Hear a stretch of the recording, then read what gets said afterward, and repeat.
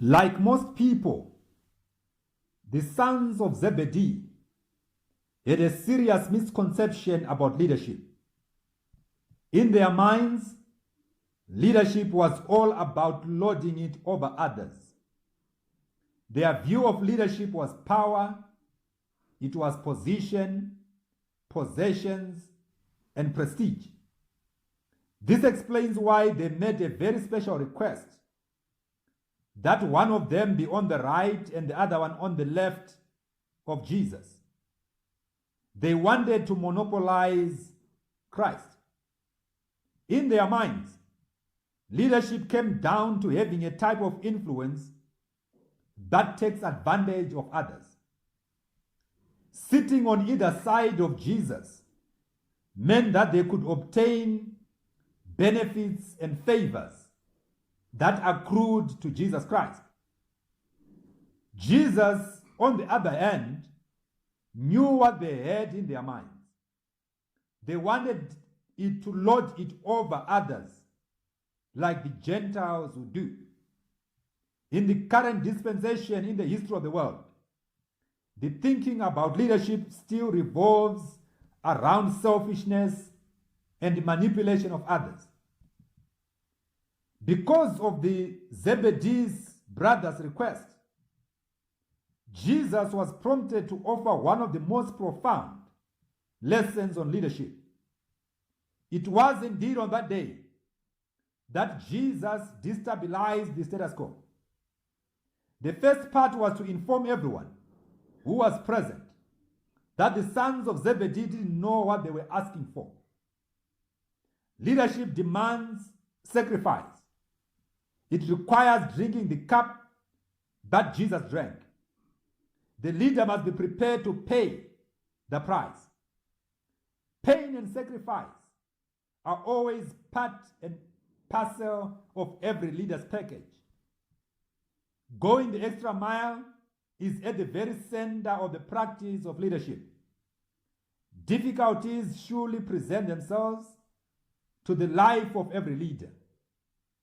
But the leader must be in a position to withstand all those difficulties and emerge victorious on the other end. The other point of destabilization was that even if the price was paid, there was no guarantee of the leadership position of influence. On this, Jesus further pointed out the fact that leadership is not position. The sons of Zebedee thought that if they could occupy the positions close to Jesus, then that would make them leaders indeed. How wrong they were. This thinking was radically refuted by Jesus. Jesus was indeed a revolutionary in the way he viewed leadership, a revolutionary not in the guerrilla sense of the word, but a revolutionary in the manner in which he taught this very important concept of our lives. The most profound statement on leadership was then shared on that day in the words that are written on Mark chapter 10, verse 43 and 44, which says, "But whoever desires to become great among you shall be your servant, and whosoever desires to become great amongst you shall be like a slave of all." The Bible uses the term servant more often than leader. We read about Moses, my servant, not Moses, my leader. We read about David, my servant, and not general overseer David. Jesus reinforced this concept when he taught leadership to the disciples on that particular day. This leadership concept still remains even unto this day. Inasmuch as there is a serious misconception on what true leadership is, there is no denial of the fact that leadership is service. Service speaks of low prestige, it speaks of low respect and low honor. When Jesus used the term, however, it was a symbol of greatness.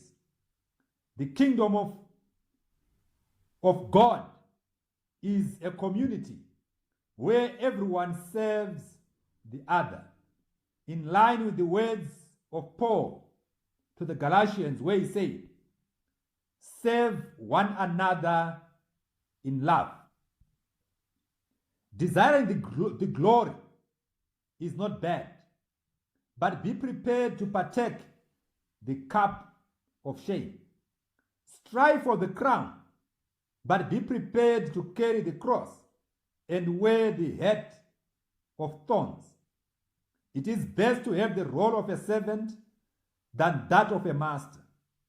According to Jesus, effective leadership does not come as a result of theological training, inasmuch as education is so important. Leadership is servanthood. Serving and suffering are always paired together in the teachings of Jesus. What student is a greater or is greater than their master?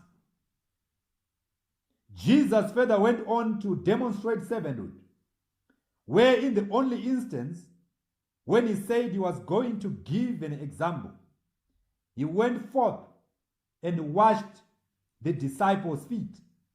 And he concluded by saying, if then I, your Lord and teacher, have washed your feet, you also ought to wash one another's feet.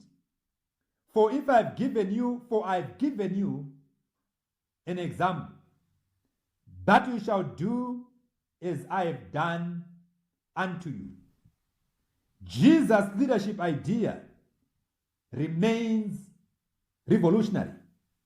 It is unfortunate how many who profess to follow Christ are yet to embrace this very important concept of leadership.